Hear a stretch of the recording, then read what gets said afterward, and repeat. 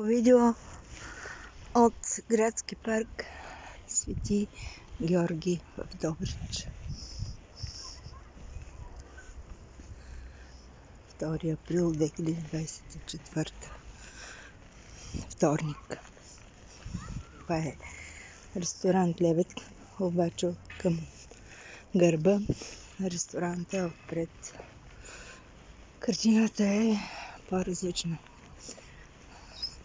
Той е построен край езерото. В момента езерото обаче е пресъхнало. Добруджа е безводна.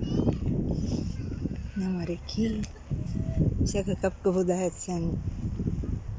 Значи няма вода в езерото.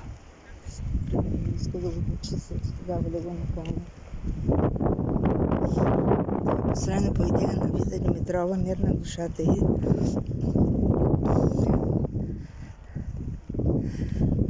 По времето на социализма.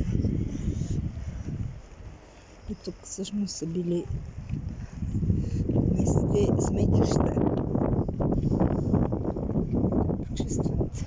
Явно след като го почистят, ще го напълнят с вода.